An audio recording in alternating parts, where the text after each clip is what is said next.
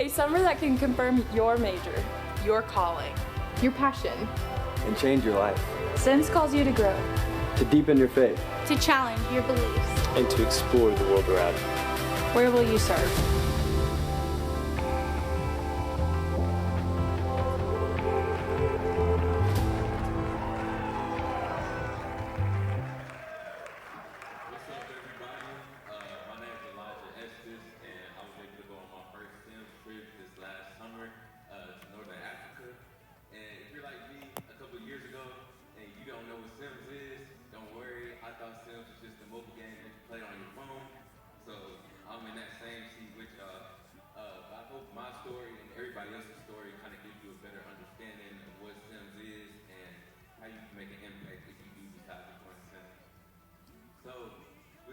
Participating in SIMS, I was paired with a bunch of different students and a bunch of different group leaders that just wanted to go on a mission trip this last summer. And I was blessed to be partnered with two of my closest friends, but also some people that I've never met before. So I was already stepping outside of my comfort zone, you know, just meeting new people, but with different fake sales, Zoom calls, and dinners, I was able to make great connections with them. And I'll be the first one to say in my group to tell you too, our group was loud. Like, I mean, everywhere we went, you could tell where we were at. You could spot us out like a sore thumb. But for me, I'm not that loud of a person. I know it's kind of ironic I'm up here speaking to y'all, but I'm nervous and I don't like speaking like that. But I think that was also a great job by Keziah, just pairing me with people that were going to help me just step outside of my comfort zone and be with an amazing group like that. But I feel like that drew even more attention to me when we went to Northern Africa this summer, because every shop owner, every resident there was just picking me out. It's just like when you go to the mall and those shoe cleaners, they want to clean your shoes, or the people with the fragrances want to have you smell it. Like, that's how they were treating me while we were in Northern Africa. And I was getting hooked. I can't lie. They were bringing me in. They were complimenting me. They were like, "Oh, I like your hair." I like my hair too. So I would go into their shop. "Oh, you got some nice shoes." I do have a nice shoe collection. So the one thing that got me was one of the owners said that I was a twin with his brother. And being out in Africa, there were a bunch of people that did look like me. So I believed him. I went into his shop, and when I tell you I looked nothing like this man, I'm talking about he had straight hair, I have curly hair, I have a lighter skin complexion. This man was darker than me, tall, I'm short, it was crazy. But he did get me into his shop, and it was an experience that I enjoyed a lot because he just brought me in like I was family. Like, you would think going into a shop, they'll give you a menu, you know, you check it out, see if you like anything. If you don't, you leave. No, this man gave me a full tour. Like, I'm talking about, I went to the kitchen. I'm over here meeting the man's family. I'm greeting customers like I work there or something. But all that to say, after I'm, you know, meeting his family and everything, I got introduced to the person I thought was my twin, looked nothing like me. But then I ran into his son, and, you know, like, when you're trying to bring people in, you try and compliment them, give them a little boost. This man called me pretty. So I ended up buying stuff from them. You know, that brought me in. I was hooked. But, you know, going on this trip, there were a bunch of different highs, a bunch of different lows. This trip was during the summer, and lucky for me, it was during my birthday. So I got to have my birthday out in a whole different country. And I'm sure that would be an amazing experience for all of you guys. But for me, this was our fun day in our group. And our fun day consisted of going to a ropes course out in the forest. And me, I don't like heights. I don't like being up high. I don't like the idea of falling. But they decided to bring us out here. And I want y'all to think of the craziest thing you could think of. Like, you're out on a ropes course, you know, with all your friends, all the people you're with. Just think of an animal you think could be out there. You know, like maybe a bear, you know, a moose, something like that. But no, we're in Africa, so you're not gonna see something like that. Y'all, we were up here on the ropes course with monkeys. like real life monkeys. I don't know if they have a picture or the videos of, look at that. And y'all might think, Elijah, that's not a big monkey. I promise y'all, this monkey was like right here to me. Like, I was nervous, so climbing up on those ropes course, it was an experience for sure. I decided to keep my distance, and I let everybody know that if those monkeys attacked, I wasn't helping them. I was running straight back to the bus. It was no way I was gonna help them. But yeah, that was definitely an experience. But even though we had all these crazy times, you could definitely see that God was moving throughout our trip, whether it was with the people that we interacted with, whether it was the conversations we were having. The people in Africa were definitely welcoming and definitely let you know that they were happy that you were there. You could tell that their love was genuine and pure. You would think that you would know them for your whole life. I know that we all have friends and family that we have, but they treated you like they gave birth to you. Like it was that, like the love was that genuine. And we were only there for 2 weeks, but it was something that I would never forget because they just left such an impact on my life. And with all that being said, I just want to emphasize the importance of SIMS. If you are still hesitant on whether or not you want to join SIMS, or if SIMS sounds like something that you would want to do, I'll be willing to talk to you guys. If I could help you with that decision, or if you know somebody that might want to join SIMS, please bring them to me, bring them to Keziah, bring them to anybody up here. I'm sure they would love to talk to you guys about it because you really are making an impact. I'm sure through everybody's stories today, you'll be able to hear just how much of an impact they made. And yeah, I appreciate you guys for your time.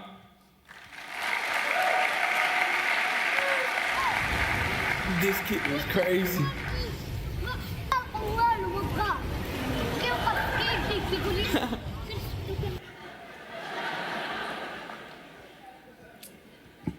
Hi guys.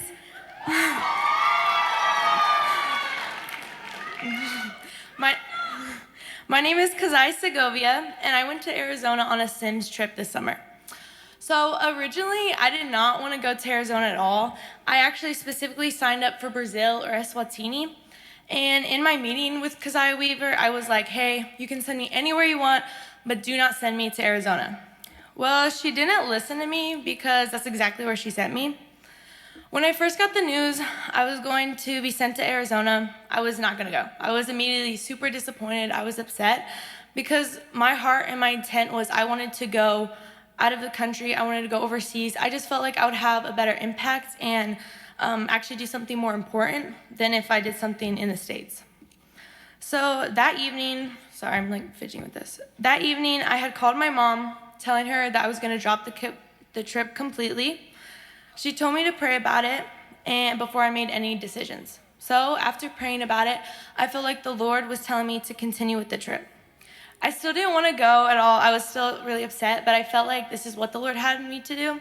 So I was willing to walk in obedience to that. Once I got to the mission field, the Lord opened my eyes to a bigger picture than myself.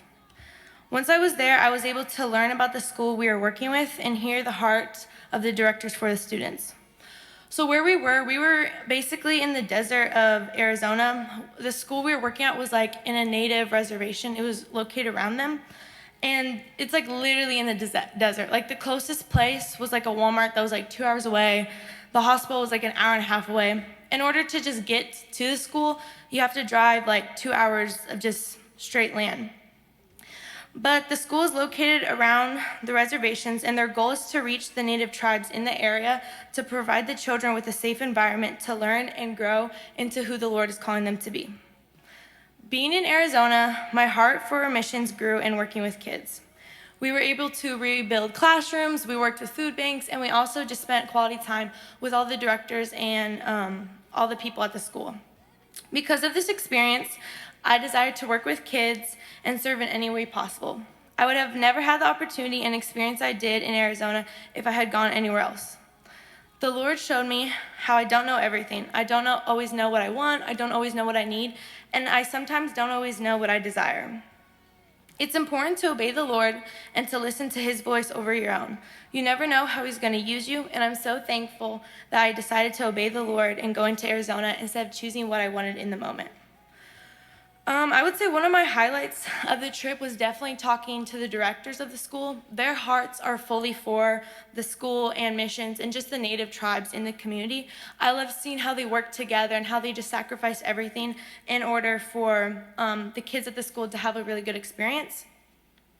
I loved their work ethic and their hearts. I was participating in something far greater than myself, and it was so encouraging. I loved it so much. So with this being said, I would very much recommend going on a SIMS trip because you never know what the Lord is going to do with you and around you. You get the opportunity to invest in other people's lives and be a part of something greater than yourself. You get to share the gospel with others, and you also get to have discussions about who the Lord is in your own personal life. You get to build relationships with students and serve SNU together. If you're thinking about going on a trip, do it because you never know what the Lord is going to do with you and around you. Thank you.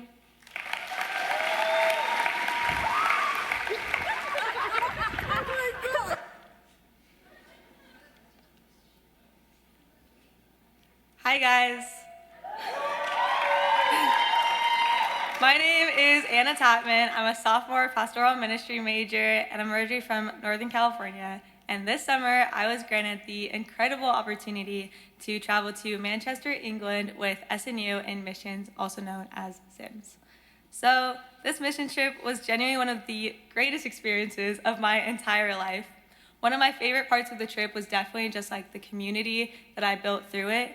I grew really close with some super awesome people on my team that I may not have had the opportunity to know otherwise, as well as some really great opportunity to know like the people in England and stuff. And like many of them have remained in contact with some of the people on our team, have continued to encourage and love on us even from thousands of miles away. And that's just like, how cool is that? Through this community, I was really able to see God move in my own life and in the lives of those around me. Sometimes we would just like help the church throw like parties and stuff and like, or like little get-togethers, and it was so fun. But sometimes, you know, when things are like so fun and you're sitting there and you're like, how is this missional? Like, how is this what I'm supposed to be doing? Because sometimes when we think of the work that we do on mission trips, we have this like really skewed view where we think that we only can do like stuff where we are building wells in third world countries. But one day after we did this whole party where we had like live music and face painting and food, and we just like ran around hanging out with the kids, having so much fun, Carl, one of the leaders on my team, said, all the kids and all the people that came here tonight get to go home knowing that the church is full of loving people and that's somewhere where they can feel safe and have fun. And that's something that really resonated with me and totally changed my perspective on the way that we serve, especially on mission trips, and reminded me that literally anything in ministry, like anything can be ministry when you're reflecting the love of Christ. But along with moments like these, we also had many moments full of laughter. And one moment that me and people on my team still reflect on is when we were hanging out at this like couple's home that worked at the church, and we're just like playing games and stuff, and the district superintendent, his daughter had just gotten back from acrobatic practice, and she's showing us like some of her tricks and stuff. And so they had like, you know, those pull-up bars like that you put in the door frames, and like, you know, you get really jacked doing that, like, well, they had one of those, and the daughter was showing us like how she could like hang upside down by her toes on this pull-up bar. I'm like, wow, that's so cool. And so, you know, the night gets later and you get more tired and the brain rot just, it starts happening naturally. And I was like, you know, I think it's time for me to show off my acrobatic tricks. And I did gymnastics between the ages of 9 and 10, so like I'm basically a pro. I can do a pretty solid one-handed cartwheel, like Trust. So I try to hang from this pull-up bar by my toes, just like the daughter did. And I get up there, you know, I start leaning down, and I stay there for like a solid, maybe half second. And then all of a sudden, I just like, to my surprise, and everyone around me, I could not, in fact, hang by my toes on this pull-up bar. So I fell to the ground, straight on my neck. And the lady whose house we were at just like screams, bloody murder, thinking I had just like paralyzed myself, like falling from this pull-up bar. Because this was not like a graceful fall either. It was not like a, oh no, I fell. No, this was a complete crash, thud to the ground kind of fall. Yeah, it was a really humbling moment for Anna Tapman, and I was no longer allowed to do gymnastics the rest of the trip. But humbling moments in all, SIMS provides such an amazing opportunity to learn about different cultures and different ways that people live life, and it truly is just a wonderful experience. You get to know so many cool people, both from SNU and just like from a different country or even here in the US domestically. And I think that everybody should do SIMS. So that's all I got for you guys. Thanks.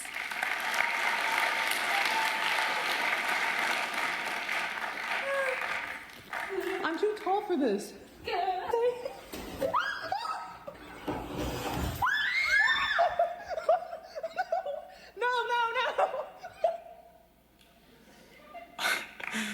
What's up, y'all? My name is Josh Nelson, and I got the opportunity to serve on the Brazil team this last summer. One of the days when we were in Brazil, we got the opportunity to hike a local mountain.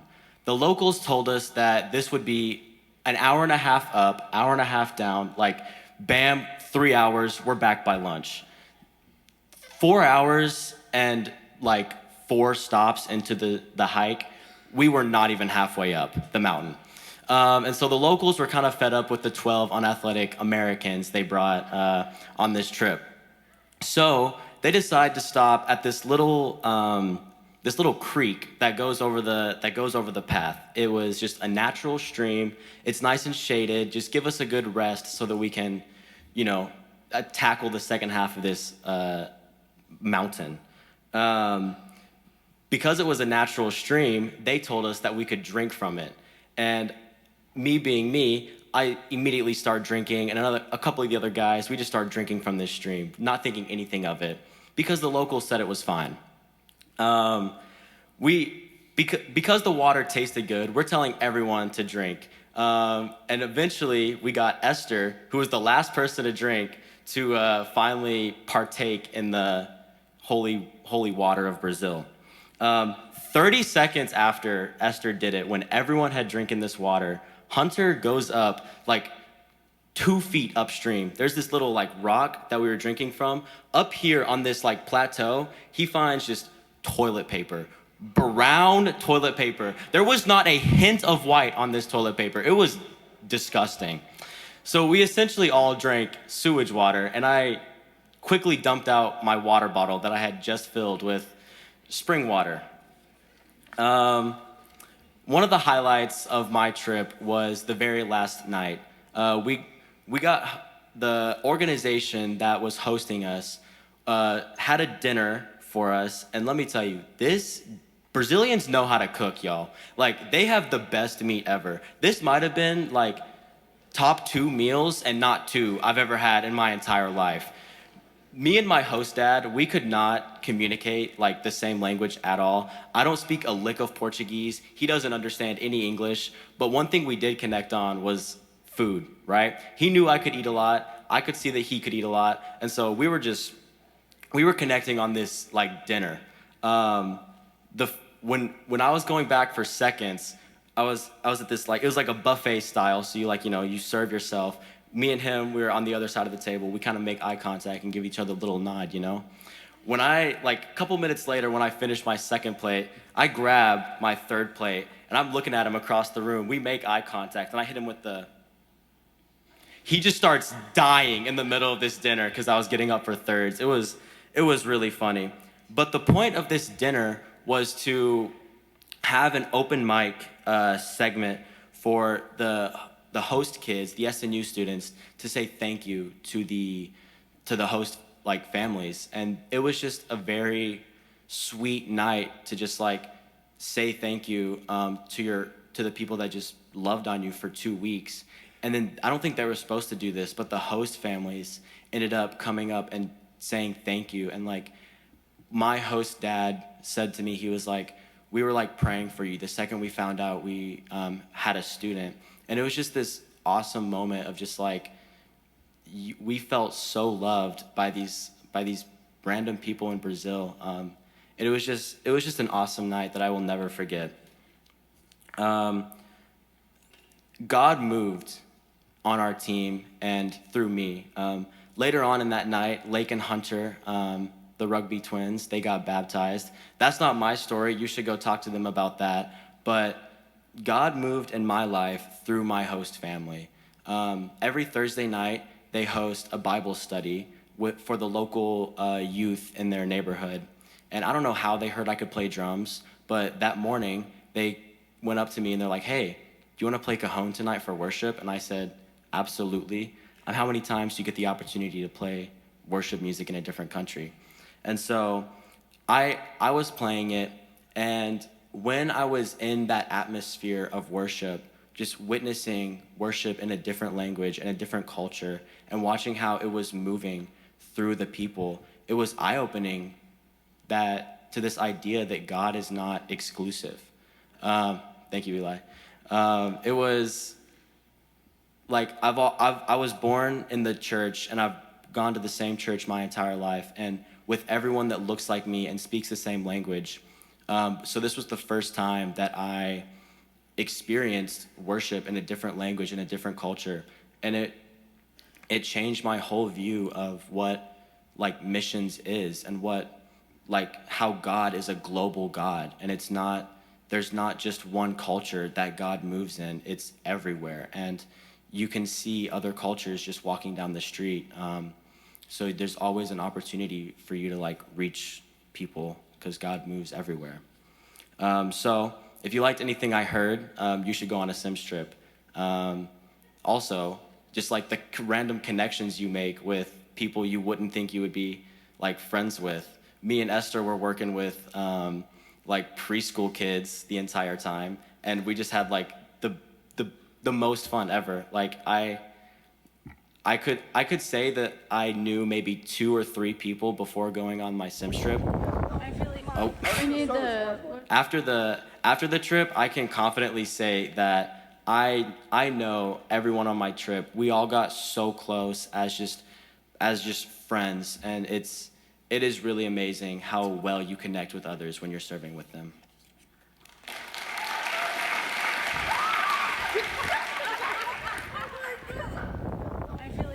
We need the Lord of the Rings right now from you.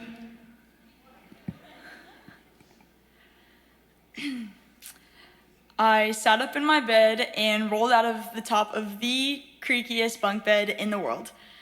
I put on my scrubs, made toast and eggs on the skillet, and prayed with our team. Then I headed to my assignment. Outside our living quarters, the mountains created this beautiful painted sunrise partnered with like crisp mountain air. I made my way to the maternity ward, thrilled to care for new babies and mothers. I'm Allison Quinn, and this past May, my team and I traveled to Eswatini, Africa, which is this...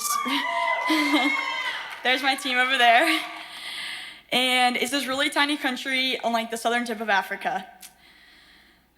Along the trek, we had multiple flights, and we even had an opportunity to gallivant in London for a little bit and spent overnights on planes. Our final destination, though, was the Luke Commission Eswatini Miracle Campus, or nicknamed TLC. Our team received a very warm welcome. At the Luke Commission, there is a main inpatient department, an acute care unit, countless other medical services offered, and they're all free of charge at the Luke Commission. The campus performs orthopedic, cataract, and C-section surgeries, which we all got a chance to observe and learn from. Said best by my teammate Hannah Strong, we witnessed a never-seen-before atmosphere of true compassion and a connection amongst the whole TLC campus and staff. We experienced the Siswati's constant, joyous prayer and singing paired with God's presence, such as patients' grateful smiles.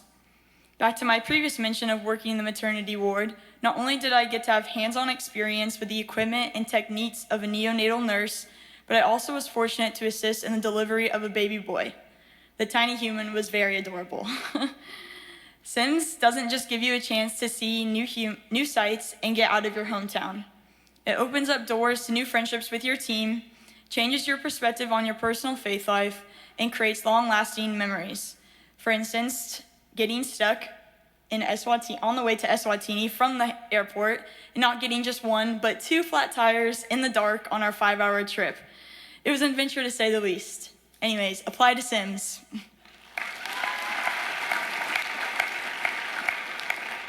Eswatini's big game parks. No, this is a small game park. Just kidding, the small game park. Well, it says big game park right there. Oh, So well, then we're going to come in here. Driving in, we've seen alligators. This is our first time here. Doculator.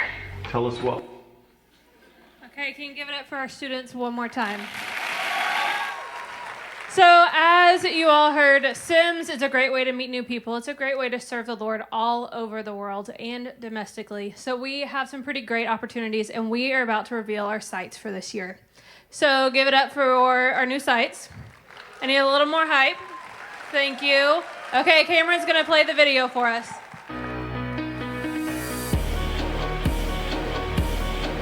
Now I'ma tell the world, tell them, I'ma tell it everywhere I go. Tell the world, tell them, yeah, I'm a billboard. Tell the world, and I'm broadcasting like a radio. Tell the world you ought to know, I'm brand new. I know one thing's true, I don't even really deserve to know you, but I'm a witness that you did this and I'm brand new, so I'm ready to go, and I'ma tell the world what they need to know. A slave to myself, but you let me go. I tried getting high, but it left me low. You did what they could never do. You cleaned up my soul and gave me life, I'm so brand new, and that's all that matters. I ain't love you first, but you first loved me.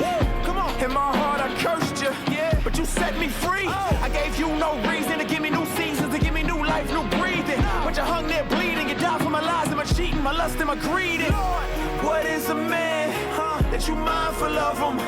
And what do I have to deserve this loving? Trying to make the moments last, holding on to the past, but like a hero in a dream, Christ came and he rescued me. Now I'ma tell the world, tell them, I'ma tell it everywhere I go. Tell the world, tell them, yeah, I'm a billboard. Tell the world, and I'm broadcasting like a radio. Tell the world you ought to know, I'm brand new. I can't offer you nothing, but your carrot kindness keep coming, and your love is so unconditional. I get butterflies in my stomach. I got the old me in the rear view, got a new me, got a clear view. I was so dead I couldn't hear you, too deep to sin to come near you, but you drew me in, you clean me up, so take me home, beam me up. Before you do, just let me tell the truth and let these folks know that I done seen your love, and it's everlasting, infinite. It goes on and on, you can't measure it, can't quench your love, that can't separate us from the love of God. There's no estimate. My face look the same, my frame been rearranged, but I'm changed. I promise I ain't the same. Your love so deep, you suffered and took pain. You died on the cross.